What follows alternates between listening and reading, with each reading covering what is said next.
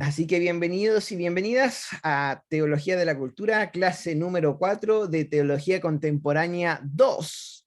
Y le damos la bienvenida a los estudiantes presentes y a los que están ausentes y que después van a ver este video. Así que vamos a comenzar con toro, como decía mi sobrino. Vamos a hablar de justamente este tipo, que es un tremendo autor, tremendo teólogo, que es Paul Tillich, quien nació el año 86, 1886, y falleció el año 1965. Bien interesante leer sobre Paul Tillich y conversar sobre él, porque es un teólogo contemporáneo. Si se dan cuenta, estudiamos a muchos que ni siquiera llegaban al 1900. Él falleció en 1965, por lo tanto vio las guerras mundiales que se realizaron, estuvo en el periodo de la Ilustración, en el periodo de cuando fue creciendo distintas industrias y que se hicieron fuertes, vio cómo la filosofía mutó y amenazó a la iglesia, y también vio cómo la iglesia respondió a través de distintos puntos teológicos. Y Paul Tillich, en el año 1955, este teólogo germano-americano, después les voy a decir por qué, publicó un libro bien singular que se llamó Teología de la Cultura, que expresa de manera apropiada de su modo de hacer teología y una perspectiva original en el contexto de la teología contemporánea. Lo que vino a ser es un aporte absolutamente interesante con respecto al hacer teología y al enfocarnos también a la cultura que nos rodea y a la cultura que tenemos, y entender cómo se ha hecho teología desde el cristianismo cuando nació, cuando el Espíritu Santo descendió, hasta hoy en día, indicando algunos factores importantes, como por ejemplo los signos y los símbolos, la importancia de ellos dentro de nuestra religión y creencia. Bueno, la personalidad de él era bastante poliédrica. Era un filósofo, un teólogo, un escritor y un predicador muy fascinante y muy carismático.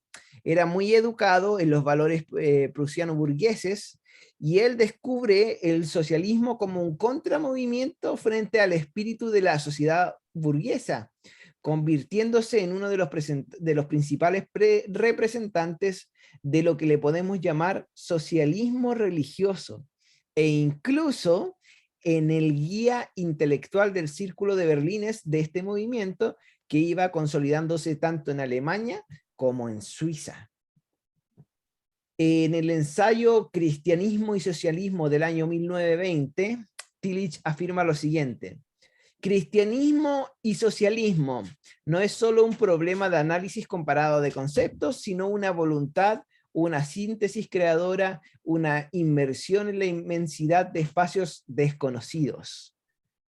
En esta línea política religiosa que habla Tillich, su escrito principal es La Decisión Socialista del año 1933, en donde Tillich será secuestrado por la policía, y esto provocará su emigración a Estados Unidos, a Norteamérica. Por eso se dice que es un alemán americano. Por eso se le da esta realidad a Tillich. Tuvo que prácticamente arrancar porque lo querían asesinar por ser un socialista dentro de un mundo tan conservador, tan derechista o capitalista, si aquí sí también le quieren llamar, como lo estaba haciendo Alemania y Suiza. Y ustedes saben que en ese tiempo la iglesia se adherió al movimiento nazi, por lo tanto fue también tachado por el movimiento de iglesia en ese tiempo en Alemania como un hereje, como alguien que estaba en contra de los principios y de lo que el Führer o lo que la iglesia decía para ese entonces. Ya en el año en que Barth publicaba, Carvald, el que hemos hablado anteriormente, publicaba su comentario de Epístola a los Romanos, Tillich comienza su docencia en Berlín, Alemania, abordando el tema de la relación entre la religión y la cultura, que va a ser el hilo conductor de toda su reflexión. Poco después de la ascensión de Hitler al poder, en abril de 1933, Tillich, perdón, es el primer profesor universitario que no es judío en ser depurado y aconsejado por la lúcida inteligencia de su colega Horkheimer. Y gracias a él, emigra lo antes posible a América, a donde llega en noviembre del año 1933. Y en ese periodo inicia su docencia en el Seminario de Unión Teológica de Nueva York, para continuar después de su jubilación trabajando en la Universidad de Harvard de Boston, y en los últimos años de su vida en la Escuela de la Divinidad de Chicago, en donde muere en el año 1965. Acá estamos hablando del precio de pensar diferente dentro de una sociedad absolutista y capitalista. Complejo. Nosotros también hemos vivido de alguna u otra manera esto en diferentes épocas. También lo hemos vivido dentro de las iglesias, dentro de muchas áreas en donde el pensar diferente se ha tachado casi como demoníaco, y no dándole espacio a poder aprender del otro y de la mirada diferente que el otro está realizando. Primero Alejandro y después el pastor Moisés, que también levantó la mano. Eh, Trato de hacer memoria con lo poco y nada que a lo mejor pueda leer o estudiar. El, en, en cuando de alguna manera el progresismo, la izquierda o el socialismo, entre comillas, pasó a ser el opuesto, y el capitalismo, o digamos, entre comillas, para nosotros la derecha, porque en otras partes son los republicanos, etcétera, etcétera, pero digamos el área capitalista pasaron a ser los defensores eh, de los valores. Mira, quiero comentar algo. Hace un tiempo atrás, unos par de años, un año y algo, un año y medio, eh, en WhatsApp, o sea, en Facebook, estaba en un grupo de teólogos, ¿Ya?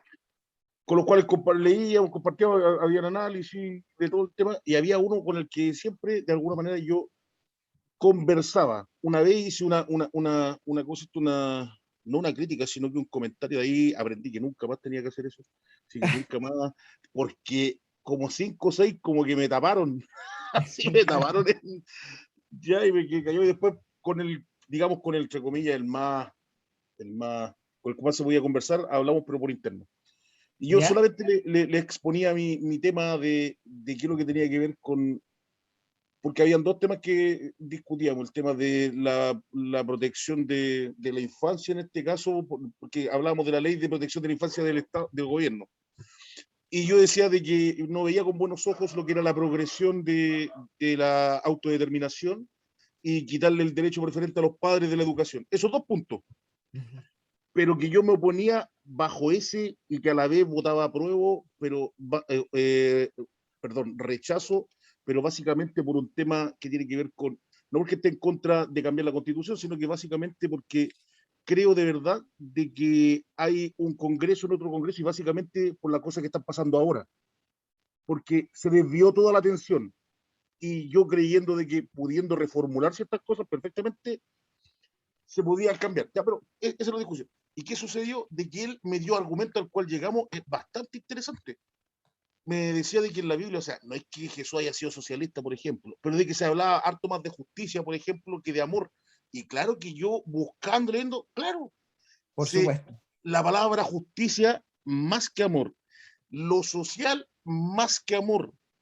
Es más, todo lo que tenía que ver, me exponía con el libro Santiago, que me dio tiempo para poder estudiar, y todo el tema de Santiago, buscando por ahí en otros libros, ¿no es cierto?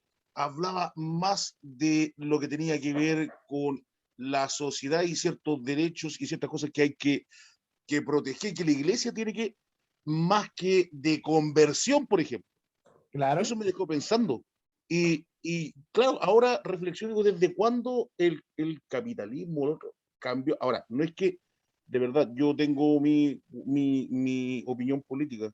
Creo que la política debería evolucionar lo que tiene que ver con la persona más que con los conglomerados y con la idea. Yo creo que perfectamente puede haber una simbiosis o un cruce de ciertas cosas, como por ejemplo la como por ejemplo lo que tiene que ver con la economía social de mercado, que perfectamente se podría hacer. Bueno, Claro. ya, pero te pregunto, derechamente, ¿desde cuándo ha habido ese cambio, por lo menos aquí en Chile? Te ¿Desde cuándo? respondo, Por te supuesto. respondo. Desde el golpe de Estado, desde el tiempo de Augusto Pinochet, el único, bueno, contemporáneamente dictador que hemos tenido en Chile. Desde ese momento, la iglesia giró en torno a la derecha, y lo conversábamos la vez pasada, por respecto a los convenios que se le dieron a la iglesia.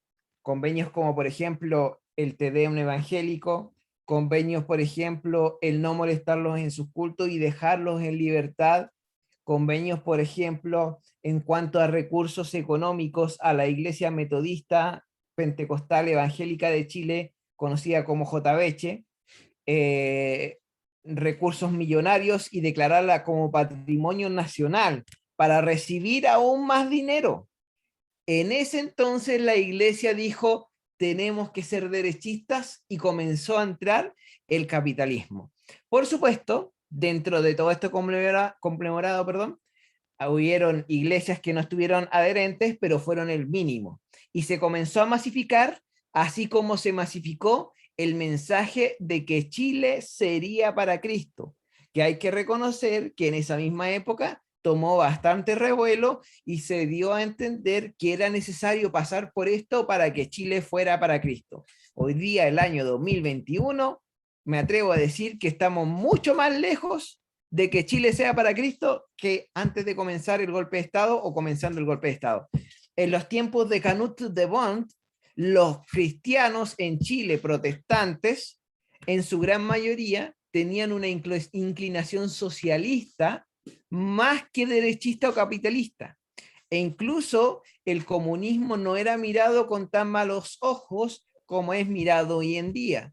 Y se miraba de una manera diferente porque la iglesia pensaba y actuaba de manera más social que la que actuó desde el año 1973 hasta, me atrevo a decir, 2005 más o menos, cuando fue la revolución pingüina acá en Chile, 2006. Y en ese tiempo, la revolución pingüina hizo entender a varios líderes de la iglesia que lo social era absolutamente importante y estaba relacionado con lo cristiano, mucho más que el acomodamiento y la zona de confort que establecía la derecha. Y eso se ha ido quebrando y ha generado diferentes posturas dentro de la iglesia hoy en día hasta llegar a lo que estamos hoy. Personas que dentro de la iglesia creían que en su gran mayoría en la vez pasada iban a votar por el rechazo, se cayeron de espalda cuando se dieron cuenta que gran porcentaje de los cristianos que votamos votaron a prueba. Y eso fue un bombazo para todos. Y eso da a entender que las nuevas generaciones o que la generación actual está con un pensamiento de conciencia social más crítico y analítico que lo ha tenido la vez pasada y en ese entonces. Entonces, para responder la pregunta, es eso, en el golpe de Estado, desde Pinochet, por todos estos arreglines. Lamentablemente, la iglesia muchas veces cae, y cuando digo la iglesia, hablo de toda la iglesia a lo largo de la historia, cae cuando hace alianza con lo político. Cae. Ahora, ojo, bueno, no quiero extender porque sé que el pastor mucho también está, pero ojo que tampoco ha sido tan gratuito lo que tiene que ver que lo social de alguna manera sí, básicamente donde choca o sea, el socialismo, el comunismo en donde choca, por ejemplo, con ciertos valores, porque totalmente que con los valores comunitarios no hay otra cosa que decir que en lo ideológico perfectamente sí están unidos, Claro. pero lo que tiene que ver con lo que es digamos, lo familiar, como conocemos nosotros la estructura familiar, ahí como que hay una cierta dicotomía en lo que es el discurso. Y ahí, claro que yo creo que ahí es donde un poco la iglesia, entre comillas, se ha tomado digamos, ciertas cúpulas de lo que tiene que ver con el discurso de que no es que la agenda valórica para la familia, porque si así se presenta, ¿cachai? Ahora, sí es entendible de que la familia ha cambiado, pero también no ha habido cierta inteligencia en lo político para poder tomar esa área, porque creo que de verdad hay muchos que sí estamos de acuerdo con ciertas cosas, pero también el resguardar lo que tiene que ver con lo familiar, porque básicamente la familia es la unidad básica de la sociedad, Absolutamente. ¿cachai? Eso. Muy de acuerdo y creo que hasta el momento las posturas que han salido, incluyendo las de la derecha, no defienden tanto ese concepto de familia como el que nosotros tenemos. Por lo tanto, decir que hoy día hay un candidato cristiano sería un error tremendo de la iglesia, porque no existe.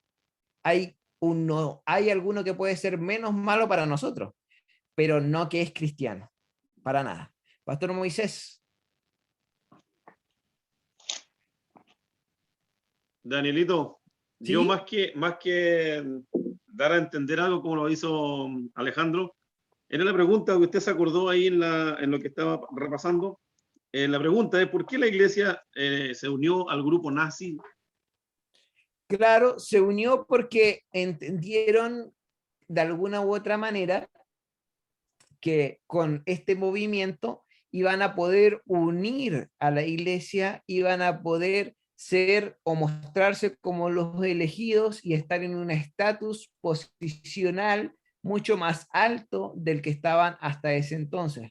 Recordemos que ahí la Iglesia Católica tenía bastante poder, pero en Roma, no en Alemania. Entonces, también habían intereses de poderes políticos y de ideales que tenían ellos.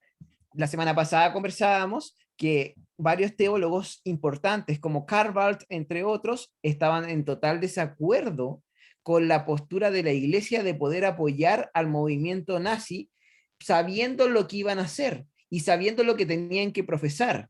Ellos tenían que profesar que le servían a Dios y al Führer nazi, o sea, al Führer Hitler, perdón. O sea, era Dios y el Führer. Y eso era lo que ellos tenían que hacer, y lo hicieron. Y personas como Carval, como Dietrich Bonhoeffer, entre otros, se negaron absolutamente a eso.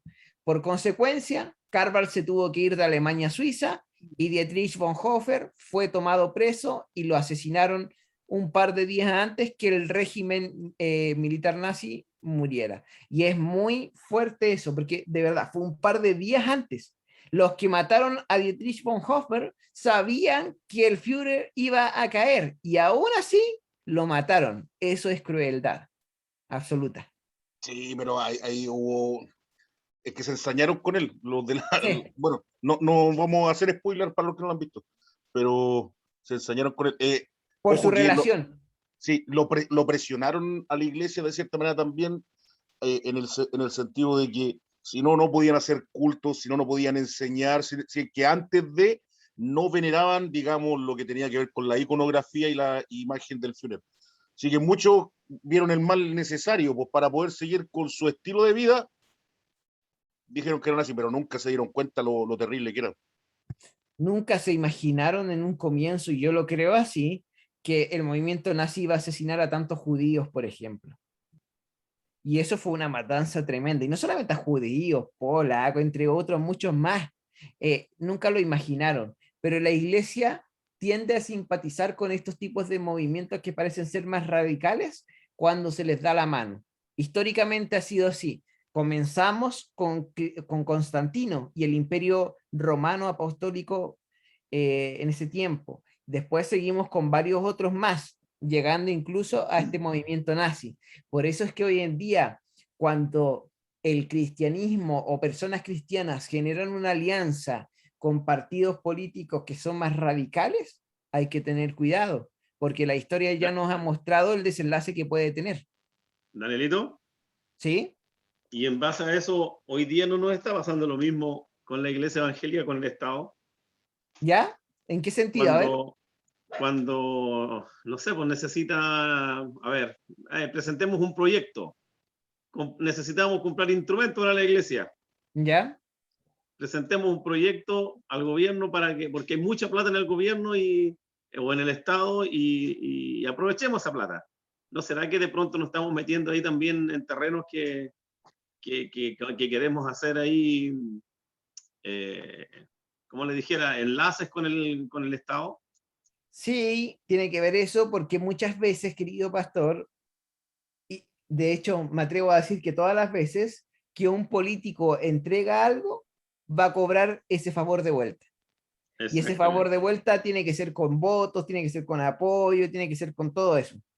Y de la Ujú. iglesia se espera, y se espera muchísimo, que hoy en día vote por ciertos candidatos que están marcando una pauta. En este caso, por ejemplo, por Sichel y por Kast, son donde la iglesia se debería inclinar, sobre todo con los favores que están teniendo hoy en día, de alguna otra manera, porque tenemos un gobierno derechista que está en contra de todos los demás que vienen saliendo, como Proboste, Boric, Parisi, podríamos decir incluso, Meo, entre otros más.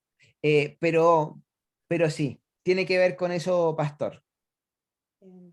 Hay que Ok, tener mucho gracias. cuidado, mucho cuidado. Así es. Avanzamos entonces.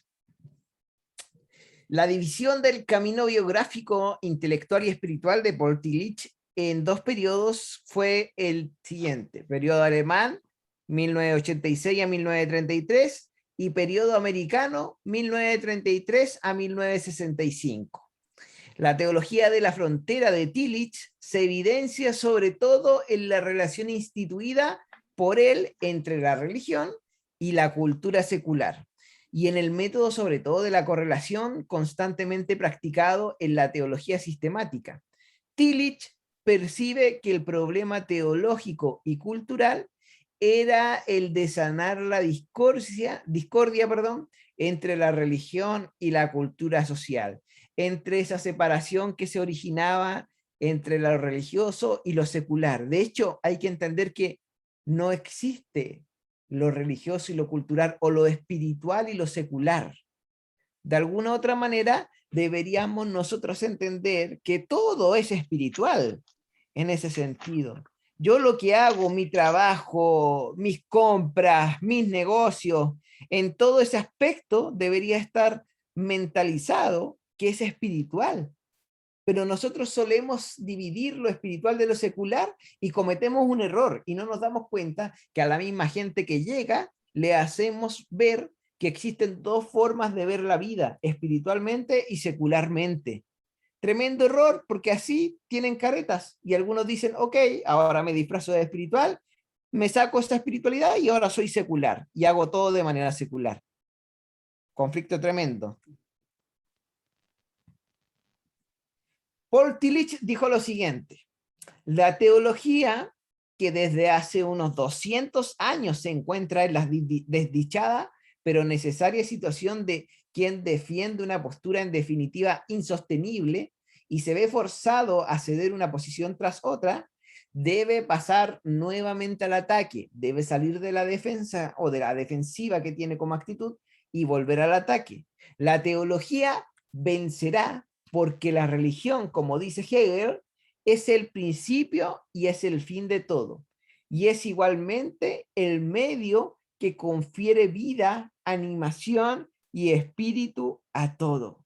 O sea, lo que él está queriendo decir, que hay que volver a posicionar el estudio o el conocimiento de Dios dentro de la cultura, pero no para defenderse de lo secular o de lo que está hablando la cultura en este momento, sino para atacarla en el sentido bueno de presentar a Cristo, presentar nuestros credos, presentar nuestras posturas de una manera sólida, de una manera transparente, de una manera que pueda ser incluso interesante y relevante para el medio en que nosotros estamos. Cuando hablamos de todo esto, lo que hemos analizado en estas 4 clases prácticamente, es que la teología se tiene que volver praxis, porque en la práctica se vuelve un ataque y no una defensa.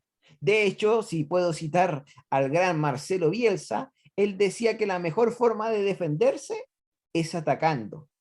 Si el cristianismo de alguna u otra manera presenta a Cristo y se enfoca en su mensaje principal y en el llamado de predicar el evangelio a todas las personas, estaría atacando cualquier ideología o postura que esté en contra del cristianismo. Pero hoy en día estamos a la defensiva. Estamos simplemente recibiendo los ataques y no estamos generando una postura entendible y necesaria para estos tiempos, porque no hemos entendido cómo compartir el amor de Dios hoy en día a todas las personas. Y eso es tremendo, eso es fuerte y eso tenemos que analizarlo, porque creo que estamos en deuda. Y como iglesia evangélica chilena, tenemos un gran conflicto en este sentido. Alejandro. Mira, es interesante analizar este punto sobre, sobre lo que tiene que ver con, entre comillas, la secularización y lo religioso. Porque de verdad se cree o se piensa, digo en general, no digo bastante en general, que si tiene cierto, te voy a colocar un ejemplo bien así, entre comillas, sin nombre y ambiguo para que, por lo general, los adultos mayores van a sus sedes de adultos mayores a hacer paseos, a hacer actividades de adulto mayor, y la pregunta es, ¿por qué no hacerla en la iglesia? ¿Por qué no? Y muchas respuestas tienen que ver con que no, es que entonces la iglesia se convertiría en un club social. Así ¿Y qué hay es. de malo? Esa es la pregunta. ¿Qué hay de malo? ¿Cachai? Es como que si el hacer sociedad, el entablar relaciones, no fuera de alguna manera espiritual. Y bueno, y tú lo comentabas, el tema del tejido social es bastante interesante analizarlo desde la postura de Durkheim, que dice que si una hebra del tejido social que se saque, de alguna manera hay algún desbarajuste. O sea, nosotros no podemos pensar de que la cultura no esté cruzada con la religión, que la religión no esté cruzada con los movimientos sociales, que con el arte, con etcétera, y con la vida espiritual. Así Pero es. desgraciadamente, y te vuelvo ahora, llegué preguntón en esa área, perdón, pero ¿cuándo nosotros tuvimos que hacer ese cambio de decir, no, es que esto es espiritual, es que esto no es espiritual, que esto aquí, que esto no es? O sea, una vez hicimos un seminario acá con Luciano Silva y hablamos sobre posmodernidad y él decía que muchas veces hablamos de posmodernidad si la posmodernidad entró a la iglesia hace tiempo. El tema está, ¿qué tan bueno es que entre o no? ¿Qué tan bueno es como lo usemos o no? ¿Cachai? Pero es como que está ese miedo de abrirnos porque vayamos a perder algo. Siendo que lo único que tenemos, si se administra bien, es ganancia. Así es. Es muy verdad. Es muy verdad. Y sí, bueno, Luciano tiene ese tipo de pensamiento. He podido estar compartiendo en la iglesia de él y así es. Es interesante conversar con Luciano, ¿eh? Y alguien que también sabe bastante, aunque se ha vuelto un político más que un pastor, ¿eh? Le gusta mucho la política. Bueno, seguimos. La reflexión de Tillich afronta dos tareas interesantes. La primera, redefinir el concepto de religión. Y en este sentido es decisivo su curso sobre la filosofía de religión. Porque yo les puedo preguntar a ustedes, ¿qué es religión? ¿O cómo la podemos definir?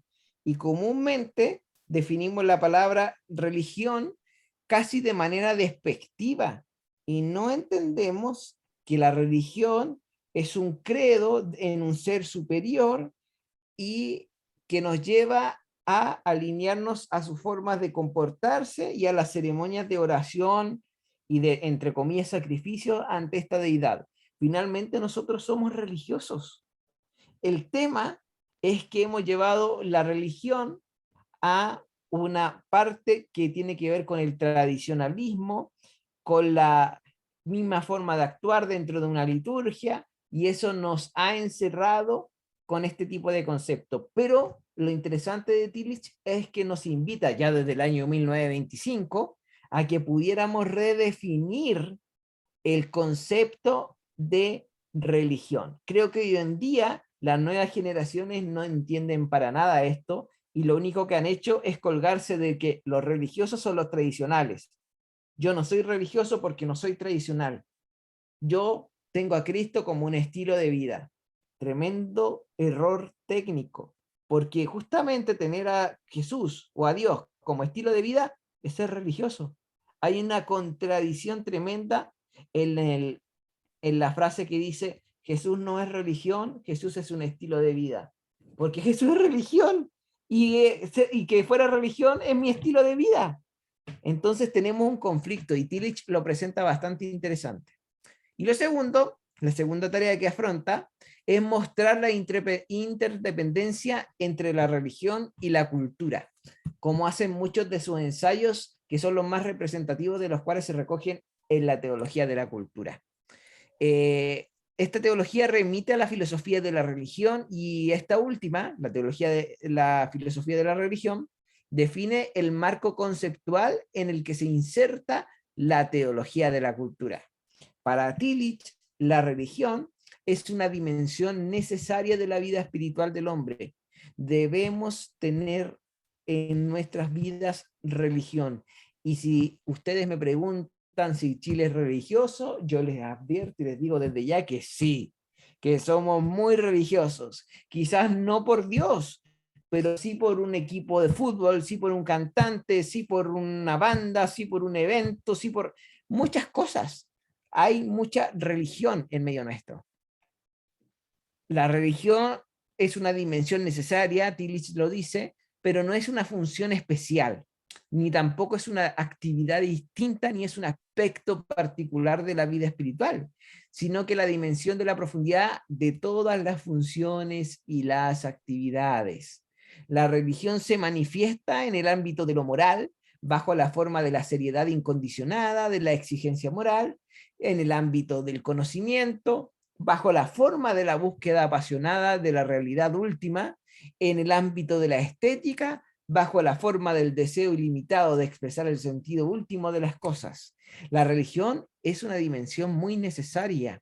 Por tanto, no se pueden separar el ámbito religioso y el secular, porque la religión no es un ámbito, un distrito particular, sino más bien la religión es la dimensión de la profundidad de todo. Es lo que preguntan Durkheim, es lo que plantea Weber incluso también, y otros expertos de la secularización y de la sociología que dicen, ¿qué es primero? ¿La sociedad o la religión? Si la sociedad es primero, quiere decir que la sociedad construyó a la religión y es un constructo social. Pero si la religión es primero, quiere decir que en cada sociedad creada hay un aspecto de religión en sus cimientos. Y hay muchos países que se consideran absolutamente laicos o ateos o nada de religiosos, pero que tienen mucho de religión dentro de sus credos.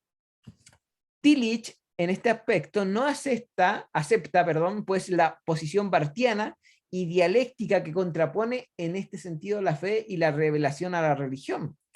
El lenguaje religioso que expresa a Tillich hace la referencia a la realidad última. Él explica la naturaleza del lenguaje religioso mediante, como les decía en un comienzo, la distinción entre el signo y el símbolo. Y en este sentido, cuando él habla de signo, permanece extraño a la realidad que remite. Para él eso significa signo. Por ejemplo, la luz roja que notifica la prohibición de seguir adelante es totalmente extraña a dicha prohibición y está ligada a ella únicamente por convención, por conveniencia. En cambio, el símbolo participa de alguna manera de la realidad a la que remite. Ejemplo, la bandera no es un simple signo, sino que es un símbolo de la nación, de modo que insultarla equivale a insultar la nación. Un ejemplo que no tiene que ver con nación, pero sí con un movimiento representado por una bandera, es el movimiento LGTBIQ+, en donde hace mucho tiempo atrás, un autodenominado pastor que se apellida Soto, la pisoteó delante de todos. ¿Quién se sintió ofendida? La comunidad LGTBIQ+, que era representada por esa bandera. Y ahí está la diferencia entre un signo y un símbolo. El signo es solamente informativo, indica una realidad que es extraña a él. En cambio, el símbolo representa a la realidad a la que remite, la desvela y participa de ella. Los símbolos religiosos, por ejemplo, desvelan la misión profunda de la realidad y por tanto remiten a una realidad que trasciende toda realidad condicionada, haciendo posible la experiencia de la dimensión de la profundidad, la experiencia de lo incondicionado. La tarea en este aspecto de la teología, consistirá en interpretar los símbolos religiosos de modo que las viejas palabras de los símbolos manifiesten toda su verdad relativa en referencia a las preguntas que brotan sobre la existencia. En este sentido, Tillich, sobre la idea de una teología de la cultura, dice que la religión, en cuanto a interés último, es la sustancia que da sentido a la cultura. Y la cultura es la totalidad de las formas a través de las cuales se expresa el interés básico de la religión. En suma, la religión es la sustancia de la cultura y la cultura es la forma de la religión. Por lo tanto, no pueden ir separadas y van juntas. Lo que afecta a la cultura afecta a la religión y lo que hace la religión afecta a la cultura. Por lo tanto, hoy en día tenemos que entender que de alguna u otra manera, como religiosos, como un movimiento religioso, de alguna u otra manera afectamos a la cultura porque somos un organismo vivo representado por personas que están dentro de la sociedad y no que están fuera. Ejemplos: templos católicos como este que están viendo en pantalla, llenos de símbolos y signos que para nosotros parecen casi herejías y casi ajenos a nosotros, pero representan lo que ellos creen, representan lo que ellos ven, lo que ellos han vivido, representan el camino que ellos han seguido, representan a dónde quieren ir, lo que quieren sentir, cómo se quieren expresar, cómo quieren recibir, lo representa absolutamente. Entonces, hay que entenderlo porque está también introducida o entrelazada con el arte de poder mostrar la cultura, el arte de poder mostrar la religión. Y pareciera que nosotros como religiosos rechazamos el arte. Y el arte viene desde la primera palabra que Dios lanza, Elohim. Cuando él habla de que él es Elohim, el creador de todo. ¿Y crear no es un arte acaso? ¿Un artista no crea? Por supuesto. El arte está en nuestro ADN. El problema es que nos hemos vuelto tan conformistas y monótonos en nuestra forma de actuar y de hacer las cosas que pareciera que ya no le hemos dado espacio al arte. Tillich introduce a este propósito 3 conceptos. Y ya estamos avanzando prácticamente hacia el final de la clase y hemos avanzado rápido por 2 cosas. Primero, porque no ha habido tanta interrupción, porque no hay tantos compañeros. Y segundo, porque la idea era poder hablar el día de hoy desde un inicio sobre el capítulo del libro Fe y Posmodernidad, y la idea era que lo pudiéramos compartir. Pero como no enviaron la tarea, de hecho, nadie la envió del curso, nadie del curso la envió, me quiere decir eso algo. Entonces lo vamos a dejar para la próxima clase para que lo podamos conversar. Y la idea era que lo pudiéramos ver porque está bastante interesante eso. Sigamos.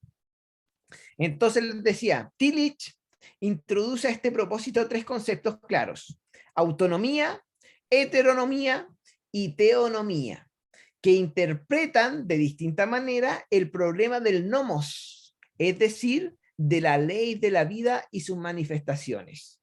La primera, que es la autonomía, afirma que el hombre, en cuanto portador de la razón universal, es ley para sí mismo, es la fuente y la medida de todas o en todas sus expresiones. O sea, es autónomo, es un ser autónomo que depende de sí mismo para ser el portador de lo que ocurre en todo el universo y de todo lo que necesita para vivir en este planeta.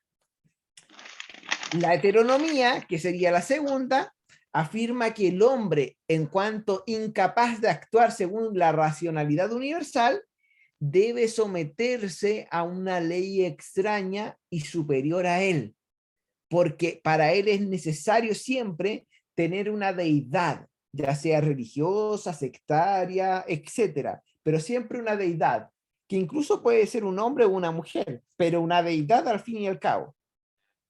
Y la teonomía afirma que el hombre está bajo una ley superior que, sin embargo, no le es extraña.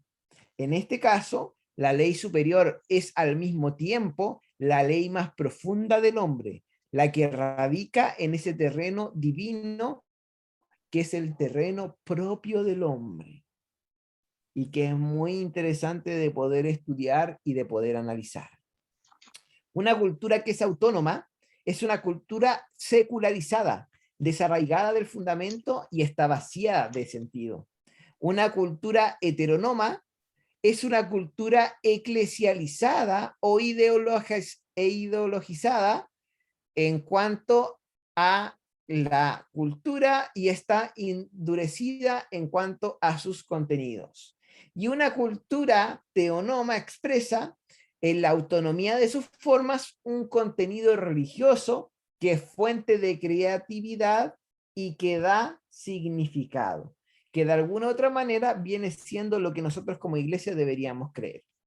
La obra de Tillich en su teología sistemática fue elaborada en 3 tomos y esto nos vino a dar a entender.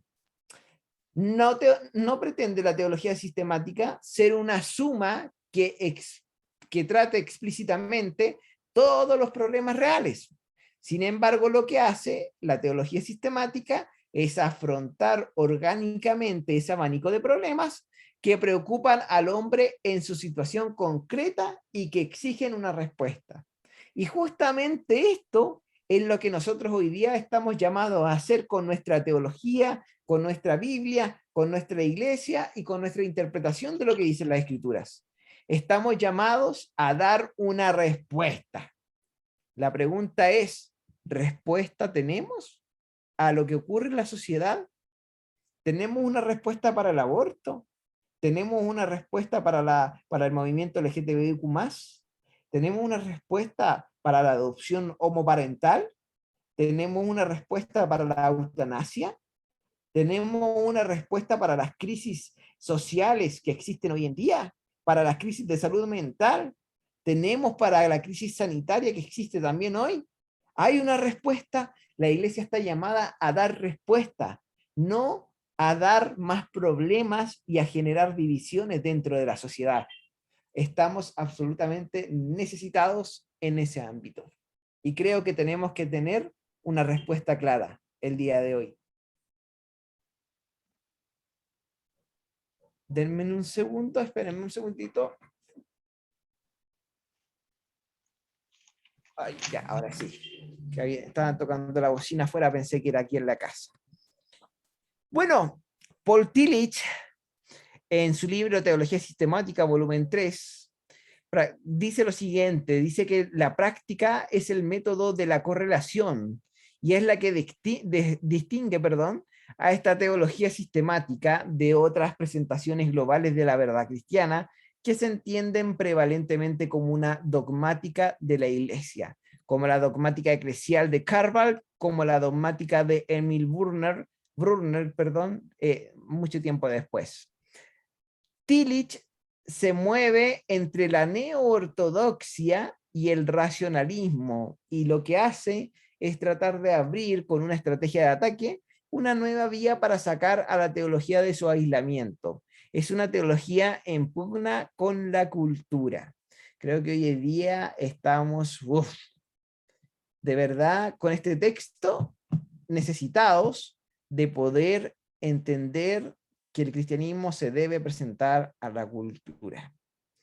Y creo que nos hemos cerrado tanto que no hemos entendido la importancia de nuestra teología, de nuestra Biblia, de nuestro principio cristiano en lo social. Y nos conformamos con que de vez en cuando llegue gente a nuestras iglesias que quién sabe cómo llegó, pero se nos olvidó que nuestra vida debería ser una vida evangelística por esencia, de manera natural, de manera personal, de manera tranquila, de manera común. Yo camino y hablo con la señora del negocio y no es que le predique inmediatamente, pero con mi forma de actuar, mi amabilidad, mi forma de expresarme, mi forma de mostrarme, ya debería decirle algo a ella. Y probablemente no se lo va a decir en las primeras instancias, pero después cuando vaya pasando el tiempo, se lo va a preguntar y le va a decir, usted tiene algo distinto,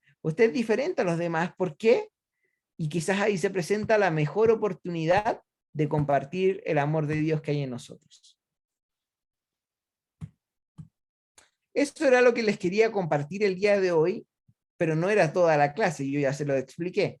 La idea era que pudiéramos debatir en un comienzo lo de el libro de Fe y Posmodernidad. Entiendo muy bien que no lo hayan podido leer entre todos, porque también sé que de repente hay muchas cosas que hacer y hay varios de ustedes que toman varios ramos y tienen familia y tienen trabajo y obvio. Muy obvio eso. Así que lo que vamos a hacer, y se los dejo aquí dicho para que los otros estudiantes que no estuvieron hoy día también lo sepan, la próxima clase vamos a comenzarla viendo lo que se habló en el capítulo 4 de este libro de Fe y Posmodernidad de Theo Donner, y también conversar sobre la película de Dietrich Bonhoeffer, que también está para la próxima semana. Y eso es lo que vamos a analizar el próximo día miércoles, aparte de ver un poco la vida de Dietrich Bonhoeffer y poderla entender de la mejor forma.